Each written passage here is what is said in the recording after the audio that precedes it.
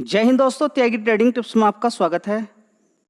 दोस्तों, इस वीडियो के अंदर बात होने वाली है 5 स्टॉक्स के बारे में। यहाँ पर बात होने वाली है। सबसे पहले हम यहाँ पर रिलायंस पावर के बारे में बात करेंगे, एक दूसरे शेयर के बारे में, और यहाँ पर बात होने वाली है 10% की तेजी बन गई। सरकार ने ऐसा क्या अनाउंसमेंट कर दिया, चाइना की कैसे टांग तोड़ दी और किस तरीके से उस कंपनी को प्रॉफिट हो गया, उसके बारे में बात करेंगे।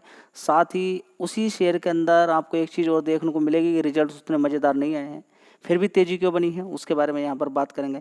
रिलायंस पावर की अगर बात करें, बड़े नुकसान के बाद कंपनी प्रॉफिट के अंदर देखने को मिली है। ठीक है, बात करें तो दोनों ही कंपनी, रिलायंस पावर की बात करें या फिर हम बात करें रतन इंडिया पावर की, ठीक है, दोनों को ही 126 करोड़ का प्रॉफिट हुआ है। कंफ्यूज बिल्कुल भी नहीं होना है। ठीक है, चलिए लास्ट से लास्ट वीडियो के अंदर बात की गई थी, ठीक है, 10 रुपये वाले शेयर के बारे में। यहाँ पर हम बात करेंगे तो सबसे पहले हम यहाँ पर देखेंगे कि 38 रुपये का मात्र शेयर है रिलायंस पावर।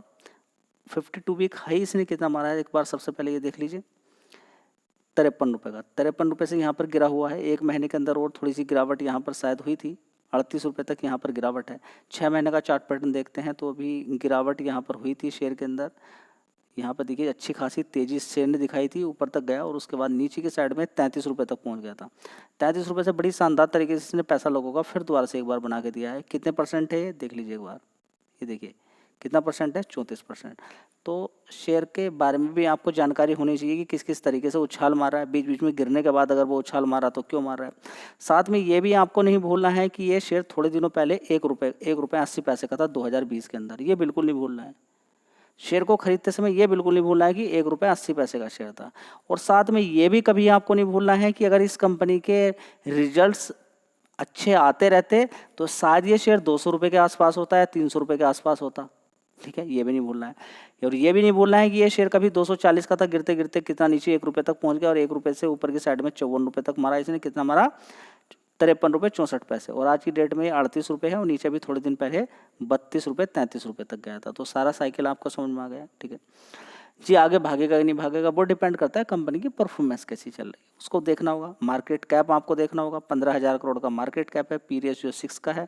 पावर डिमांड हमेशा बनी रहेगी। पावर डिमांड का कैसे ख़त्म हो सकती है, इंडस्ट्री लगातार बढ़ती जा रही है। साथ ही कंक्रीट के मकान बन रहे हैं, पहले कच्चे मकान होते थे सब भूल गए। उससे गर्मी क्या होगी, दोपहर को गर्मी पड़ेगी, वो होल्ड करेगी। ये सॉलिड रीजन में आपको बता रहा हूँ, जो कोई आपको नहीं बताएगा। कंक्रीट सीमेंट के जो घर बने हुए हैं ये क्या करते हैं, होल्ड करते हैं। किस चीज़ को होल्ड कर लेते हैं, जो दिन भर जितनी भी गर्मी पड़ती है उसको होल्ड कर लिया जाता है। ठीक है, और वो फिर 2 से 4 घंटे और गर्मी बढ़ेगी। एयर कंडीशन लगातार खरीदे जा रहे हैं।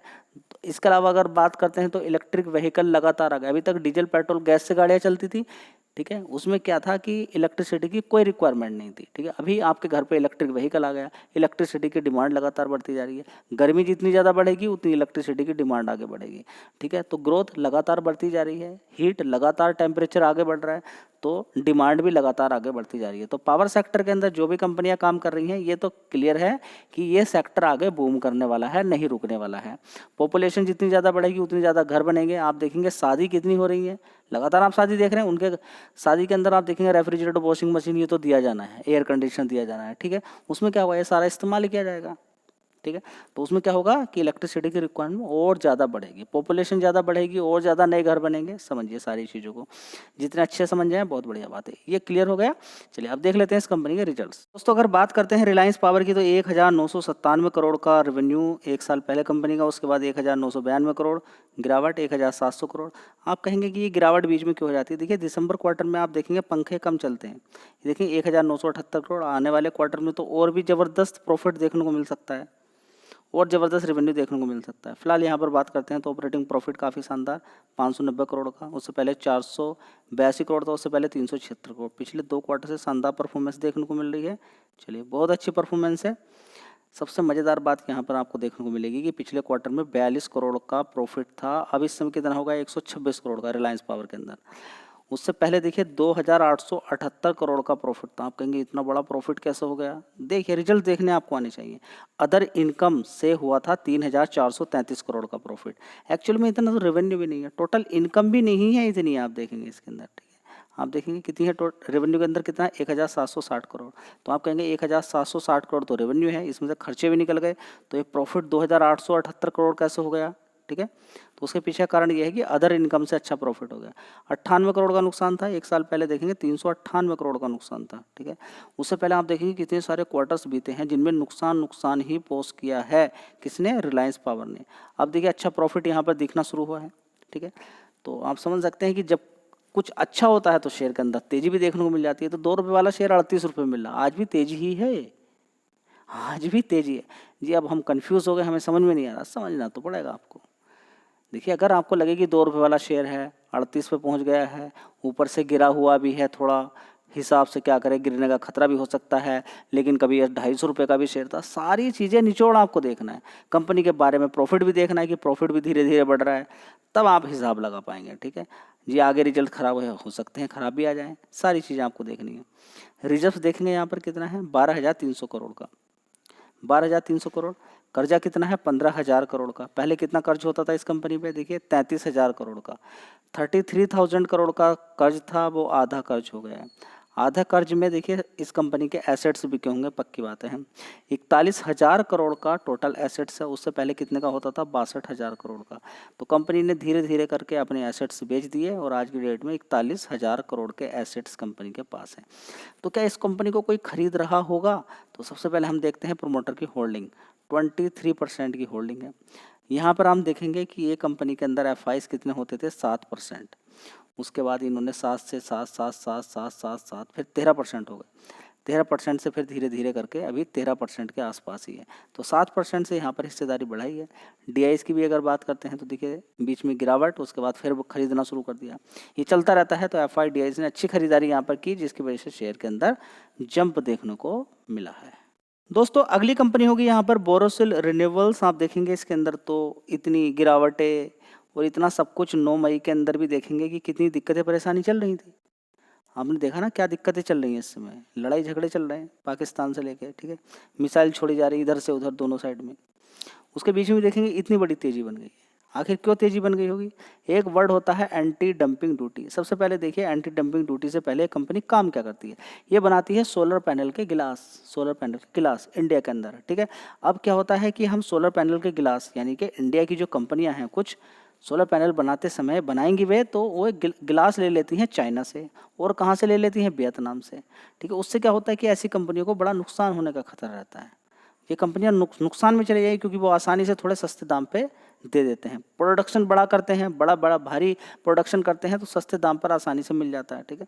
तो ऐसी कंपनियां नुकसान के अंदर जाना शुरू हो जाती हैं, डोमेस्टिक वाली रहती हैं। तो सरकार इनको प्रॉफिट में लाने के लिए इनको क्या करती है कि वो जो माल जो सस्ता इंडिया के अंदर बेच रहे हैं उस पर लगा देती है एंटी डंपिंग ड्यूटी, यानी कि माल एंट्री, जैसे कि ये चाइना है, ये माल यहाँ पर भेज रहा है तो यहाँ पर बॉर्डर पे ही उसको एंटी डंपिंग ड्यूटी लग जाएगी कि भाई आप पर इतना एंटी डंपिंग ड्यूटी लगा दी है कि अगर आप माल इंडिया के अंदर पहुँचाओगे तो ये महंगा बिकेगा, महंगा बिकेगा तो कोई नहीं खरीदेगा, तो फिर ये वाली कंपनियां जिंदा रहेंगी, ठीक है।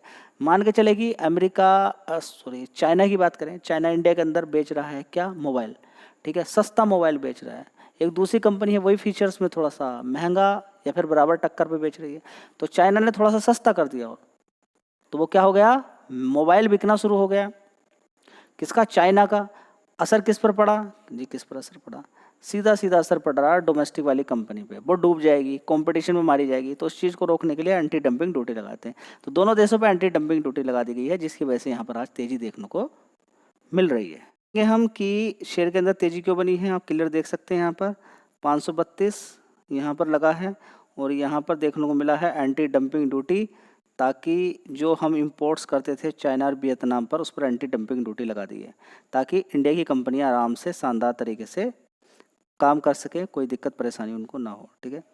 तो ये बात आपको समझ में आ जानी चाहिए। देखिए ऐसी नहीं कि खबर ये पहले है, देखिए 8 मई से स्टार्ट हो चुका है, कन्फर्मेशन पहले ही दे दिया गया था। खबर ये बहुत पुरानी है लेकिन फिर से दोबारा से सरकार के द्वारा ये देखेंगे यहाँ पर मिनिस्ट्री ऑफ फाइनेंस ने फिर दोबारा से ये नोटिफिकेशन दिया है इन दोनों देशों को कि एंटी डंपिंग ड्यूटी यहाँ पर लग चुकी है और ये सारी चीज़ें एक्टिवेट जो रहेंगी ये 4 दिसंबर 2024 से अगले 5 साल के लिए एक्टिवेट रहने वाली है, ठीक है। तो कंपनी के लिए एक अच्छी खबर हो गई है, बहुत शानदार खबर हो गई है।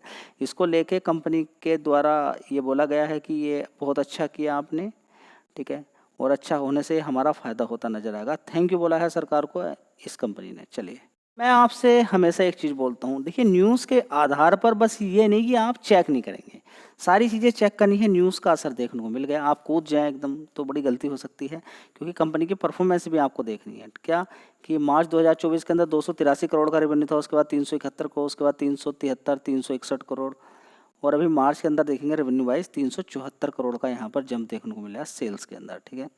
तो यहाँ पर देखेंगे ऑपरेटिंग प्रॉफिट 15 करोड़ का है कंपनी का, ठीक है। उससे पहले 10 करोड़ का नुकसान, 29 करोड़, 22 करोड़ का यहाँ पर ऑपरेटिंग प्रॉफिट, बीच बीच में नुकसान भी, ठीक है। तो ओवरऑल मिला के अगर हम यहाँ पर देखने की कोशिश करते हैं तो थोड़ा सा कर्ज भी कंपनी को देना पड़ता है 5-10 करोड़ का, ठीक है। सारी चीज़ें अगर डिप्रिसिएशन वगैरह देखिए, यहाँ पर डिप्रिसिएशन बहुत ज़्यादा है, 34, 34, 24, 24, 33, 33, 32, 32, 36, 36 करोड़ का ये डिप्रिसिएशन, इतना करोड़ का माइनस करना पड़ता है कि चीज़ें खराब हो जाती हैं टाइम के अकॉर्डिंग। तो ओवरऑल मिला के अगर हम देखते हैं पिछले 4 क्वार्टर 14 करोड़ का नुकसान, 4 क्वार्टर आप 5 क्वार्टर ही देख लीजिए, 53 करोड़ का नुकसान, 14 करोड़ का, 13 करोड़ का, 30 करोड़ का, आप देखिए फिर दोबारा 30 करोड़ का। पिछले 2 क्वार्टर से 30-30 करोड़ का ये कंपनी नुकसान पोस्ट कर रही है। जी बिजनेस तो बढ़िया है, बिजनेस तो बढ़िया है जी। अब यहाँ पर क्या, ये इन्हीं सारी चीज़ों को देखते हुए, नुकसान को देखते हुए सरकार ने एंटी डंपिंग ड्यूटी लगा दी है। तो एक अनुमान है कि आने वाले टाइम में कंपनी प्रॉफिट के अंदर आ सकती है जी। खरीदे क्या नहीं खरीदे, ये खुद अनुमान आप लगाइए। चलिए, शेयर है एफएल इंडिया, FL3I लिमिटेड की बात करें, एफएल इंडिया की बात करें तो देखिए 1520 रुपये का भाव है। अभी थोड़े दिन पहले आप, 1 साल पहले आप देखेंगे इस शेयर का चार्ट पैटर्न आप घुमा के देखेंगे तो देखिए कितने का शेयर होता था, 1000। वो थोड़ा सा पहले पहुंच जाए तो बड़े ऊपर से गिरा हुआ शेयर था, नीचे की साइड में पहुंच गया था 900 रुपये तक। बड़े शानदार तरीके से इसने तेज़ी दिखाई और बढ़िया पैसा लोगों को डबल पैसा करके दे दिया है। लॉन्ग टर्म में बहुत बढ़िया पैसा इसने बना के दिया है। 21,000 करोड़ का मार्केट कैप है, P 58 का है, ठीक है। बड़ी बड़ी कंपनी के लिए क्या बना करती है, एडवर्टीजमेंट करके देती है। जो कंपनी के बिजनेस नहीं चल रहा है, ठीक है, उन कंपनी की सेल्स बढ़ाने के लिए अलग अलग जगह पे, अलग अलग साइट पे उनका एडवर्टीजमेंट करती है, यानी कि लोगों को उस प्रोडक्ट के बारे में अवेयरनेस देती है, ठीक है। उसी से कंपनी का बिजनेस आगे बढ़ता है। चलिए अब देख लेते हैं इस कंपनी के किस तरीके के रिजल्ट्स आए हैं। बात करते हैं एफएल इंडिया की, तो रिजल्ट्स तो अच्छे ही हैं। 1 साल पहले 506 करोड़ का रेवेन्यू था, उसके बाद 520, 543, 602 और अभी 602 करोड़। ये फ्लैट रिजल्ट हैं, लेकिन फिर भी फ्लैट भी कोई ख़राब नहीं होते हैं, अच्छे होते हैं। ऑपरेटिंग प्रॉफिट 134 करोड़ का है, जो पिछले 5 क्वार्टर से थोड़ा सा ज़्यादा ही है, लेकिन ये पिछले 2 क्वार्टर से थोड़ा सा फ्लैट परफॉर्मेंस की वजह से थोड़ा सा रुकावट हो सकती है शेयर के अंदर। फिलहाल देखेंगे 100 करोड़ से प्रॉफिट 103 हो गया, 1 साल पहले 87 था। तो परफॉर्मेंस फ्लैट में भी थोड़ा सा ज़्यादा ही है। वो भी परफॉर्मेंस अच्छी रहती है कि अपनी पोजीशन से नीचे की साइड में नहीं गिर रहे हैं, ठीक है। और इस कंपनी के अंदर क्या खास बात है, डेट फ्री कंपनी है। 2,918 करोड़ का इस कंपनी में रिजर्व्स है, 82 करोड़ का बोरोइंग है, शेयर तेजी के अंदर ही है, तो ये भी आपको ध्यान रखना है। शक्ति पंप, जिसने अभी 2024 के अंदर 1 शेयर के बदले में 5 शेयर दिए थे, टोटल 6 शेयर हो गए थे, बोनस दिया था 1 शेयर किसी पे, उसको 5 शेयर, उसी के हिसाब से शेयर एडजस्ट हो गया। बोनस से पहले ज़बरदस्त शेयर के अंदर तेज़ी बनी, बोनस के बाद भी ज़बरदस्त तेज़ी बनी, इतनी ज़बरदस्त कि शेयर ने लगभग 71% के रिटर्न फिर दे दी। उसके बाद गिरावट हो जाती है, गिरावट के बाद 700 रुपये के आसपास पहुँच जाता है। फिर देखिए यहाँ पर आप देख सकते हैं, फिलहाल आप 5 दिन के अंदर देखेंगे तो 4% की तेज़ी है, 1 महीने के अंदर तो गिरावट ही यहाँ पर देखने को मिली। माहौल इस तरीके का है। अब इस कंपनी के रिजल्ट्स आ चुके हैं, एक बार देख लेते हैं। चलिए दोस्तों, अगर बात करते हैं इस कंपनी की शक्ति पंप की, तो 1 साल पहले 609 करोड़ का रेवेन्यू था, उसके बाद 568 करोड़, 635 करोड़, उसके बाद देखेंगे 649, उसके बाद 665 करोड़, ठीक है।